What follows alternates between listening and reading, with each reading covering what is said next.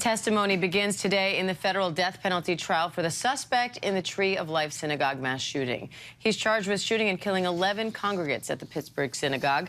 ABC's Erielle Reshef is joining me from Pittsburgh, as well as ABC News legal contributor and host and legal analyst at the Law and Crime Network, Buckmire.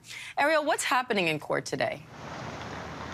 Well, Diane, the jury is now seated. There are 12 jurors, 6 alternates, 11 women, 7 men now have read and heard the instructions from the judge in this case. It was a lengthy description of their orders to follow the evidence in this case this morning. And then prosecutors began their opening statements, and they began by introducing the court to the 11 victims who were gunned down in that Tree of Life massacre. They began in gruesome detail to describe the injuries that were inflicted upon those 11 victims by Robert Bowers as he methodically, as they say, hunted and killed Jews inside of the Tree of Life synagogue.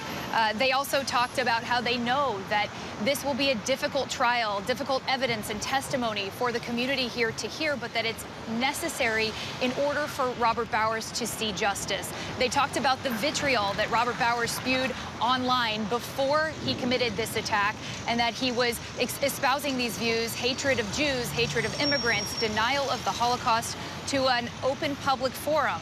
And so they say that despite the fact that this is extremely difficult for this community to rehash, to relitigate, to see all of this evidence again after 5 years, that it's necessary in order for Robert Bowers to see justice. Diane.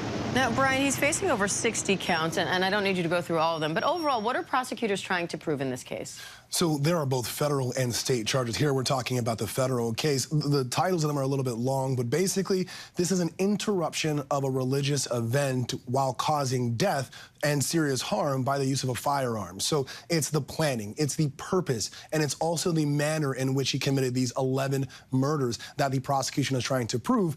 Motive is not always an element. That is in a case. Neither is it one that has to be proven. But here, when you're talking about a hate crime charge, it's definitely a large part of the case. Erielle, according to the Anti-Defamation League, this is the deadliest anti-Semitic attack in the country's history. It also comes as the ADL reports an increase in anti-Semitic attacks in the U.S. So are there broader implications to this case beyond just what happens to this particular suspect? Oh, absolutely, Diane. Unfortunately, in the aftermath of this event nearly 5 years ago, we have not seen anti-Semitic incidents decline, but rather surge to unprecedented levels, the most that the ADL has ever seen in its 79-year history.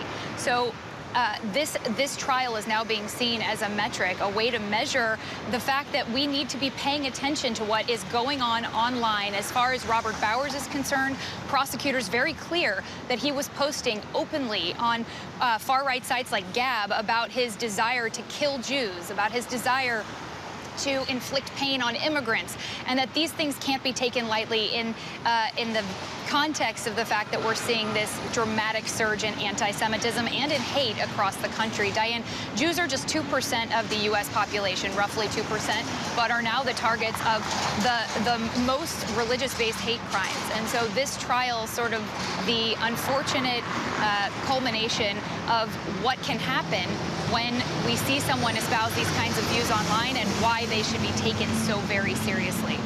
So, Brian, what are you watching for as testimony gets started?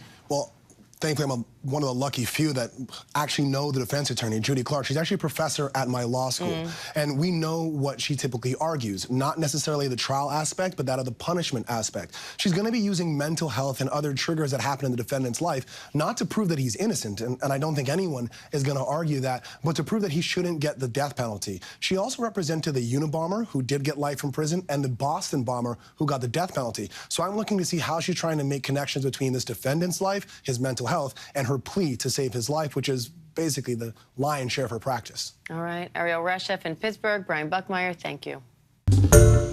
Hi, everyone. George Stephanopoulos here. Thanks for checking out the ABC News YouTube channel. If you'd like to get more videos, show highlights, and watch live event coverage, click on the right over here to subscribe to our channel. And don't forget to download the ABC News app for breaking news alerts. Thanks for watching.